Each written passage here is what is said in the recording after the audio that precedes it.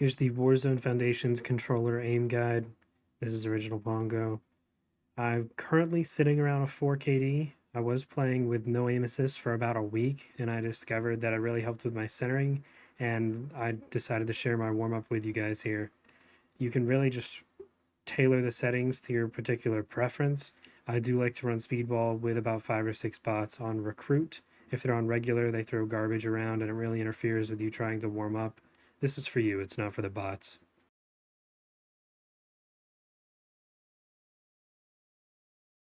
Here I'm just going through my settings. I do play at 120 FOV and with aim assist off while I'm warming up. I also like to lower my in-game aim down sight sensitivity. It makes me more sensitive to any sort of aim assist pull when aim assist is enabled, and I crank my sensitivity back up to 0.85. First thing I'm going to talk about is front sight focus. Particularly, I like to run around with a shotgun to start out.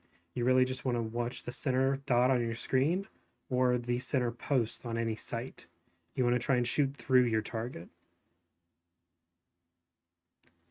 I also use this shotgun since it is a really high mobility custom class. I use it to get warmed up, make sure, since I play claw, that I'm sliding, I'm jumping, I'm spinning, doing everything that's required of you in Warzone specifically.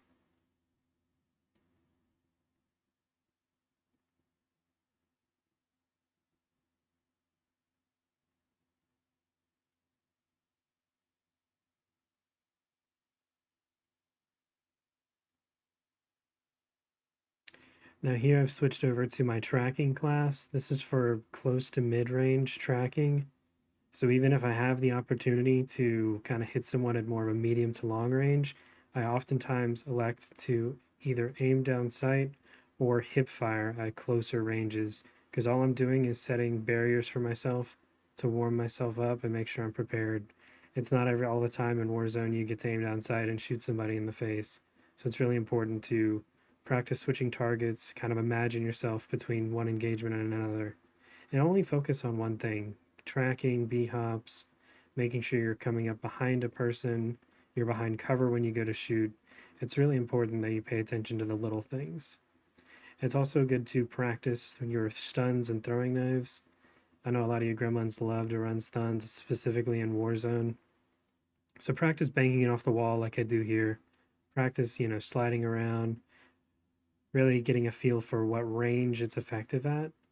And it's also good with the higher health pools to run throwing knives. That way you can practice getting those downs and tracking targets at mid to long range with throwing knives, because they're not instant. Next, I'm moving into stationary and minimal movement.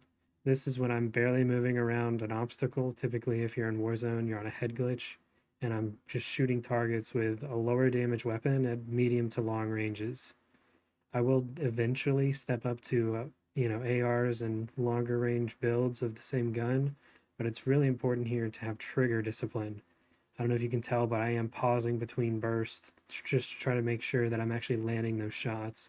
And keep in mind, aim assist is off. It's also really important to focus on the mini map and knowing where targets can come from. If you notice, I'm kind of in the corner of the map here, and there's no way someone can come up behind me. And that's really important because you want to continue to, look at that mini map, because when you're in Warzone, when you're in actually like running around Verdansk, that mini map saves your life. Knowing where targets can come from and always running that scenario in your head will keep you prepared. And here it looks like I'm mounted, but it's actually just freestanding. I've switched over to high recoil weapons at this point. Running a high recoil option or high visual recoil option is good for warm-ups. It really gets you comfortable with the different ground loot you may find, especially since the ground loot is cheeks this season. Here you see me turn aim assist on, and I just repeat the process. I'm about 100, 150 deep on the targets at this point, so it's been about 10, 15 minutes. Really, this whole warm-up takes me about 30. I usually run through the whole thing twice at different sensitivities. That way it gets me used to tracking at all ranges. And when you're in actually Verdansk and you've got multiple targets in front of you, you know how much you need to adjust the snap between them. That's one thing this stationary elevated movement really helps with. And running some of the higher recoil options at close to mid-range too, you need to be prepared for that because the ground loot this season, like I said, you may pick up, an iron sight weapon and need to run like an AK or something with no grip at, point blank range.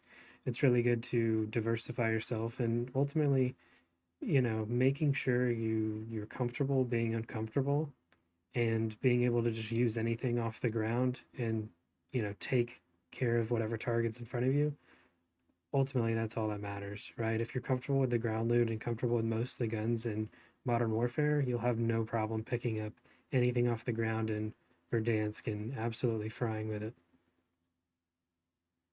This is how I like to end all my warm-ups. I just run around and literally pick up anything off the ground.